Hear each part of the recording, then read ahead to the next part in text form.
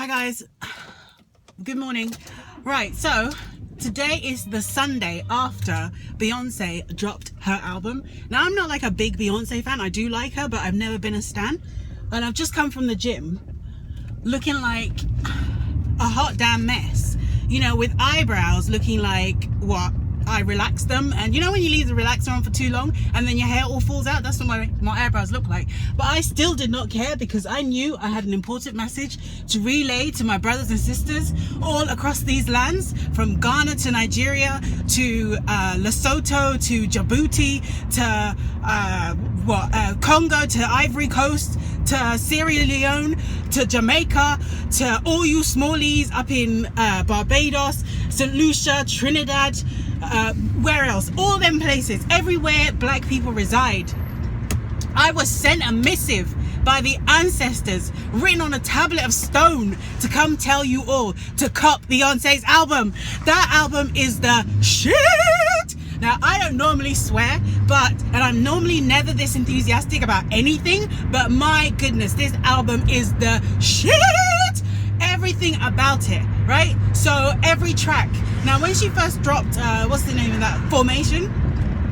I was like, yeah, that's a pretty cool song. But there was a part of me that was kind of like, I had several feelings about it, because on one hand, here she is telling all of us who have Jackson 5 nostrils and, typical black features, to love ourselves, when she herself is bereft of those features. And more or less, to me, I felt like, you know, she's a woman whose racial ambiguity has given her quite a lot of privileges. And I felt like, why do we need a light-skinned black woman who has benefited from effectively looking like another white woman? And she does. I know some of you will be like, no, she doesn't look white. Let me refer you to that video that she did with Shakira. Remember how she kept on playing with the camera so that you didn't know who was who? So she herself knew that she and Shakira, a white Colombian woman, do look alike. So I kind of had feelings about it, that this, you know, sort of effectively very, very light-skinned, almost white-looking black woman was telling us to love ourselves.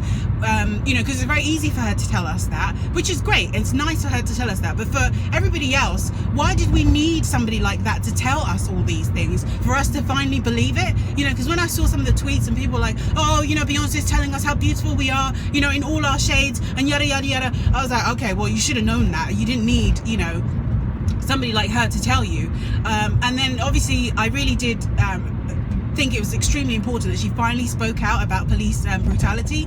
Now, I don't think that we need celebrities necessarily to lead us, but for many of us, you know, especially the young ones, you don't really look up to your parents. Once you go after get older than 13, your parents and their opinions don't really matter to you. The opinions of celebrities do.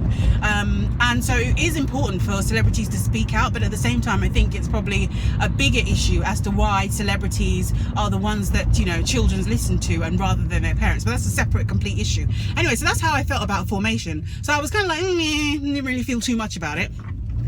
Then this album dropped, and I gotta say, I mean, you know, on a marketing perspective, my girl knows what she's doing, okay? She has, you know, she's rewritten the rule book on how to market music. You know, it's kind of like she's like the Donald Trump of music, in that Donald Trump has managed to gain all this media attention without spending a single dime on advertising, or maybe he has, but certainly not as much as Hillary has, in order to, you know, secure the nomination. So that's how I kind of felt.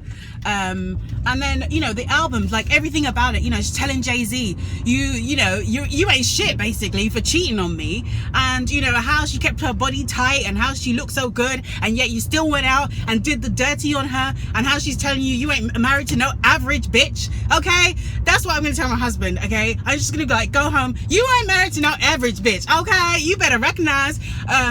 Yeah, so and then, you know, when she talked about you know, the rest of her relationship with Jay-Z, you know, they're basically just calling him out, and it's quite obvious that, you know, this woman loves that man. She loves that man for all of his faults. She loves him. And then she called out her dad too. Like, damn, girl, You were not playing. So effectively, how she doesn't give media interviews, I mean, why should she when she can speak all throughout her music? So anyway, I just have so many feelings, like feelings beyond feelings, and now I wish I had spent the money to buy tickets to the Formation World Tour, because if she had dropped this album before the Formation World Tour dates were announced, yeah, I would have paid my whatever it is, £500 in order to go and see her. I would have done, you know, because I was always like, those tickets are just too expensive. And actually, you know, I never buy anything particularly expensive because I am quite tight with my money. Like anything that I don't see as value, as far as I'm concerned, the only thing that matters to me is paying off my mortgage. So every single piece of money I get goes towards paying my mortgage. So but for you, Beyonce, I would have paid that £500 for those tickets.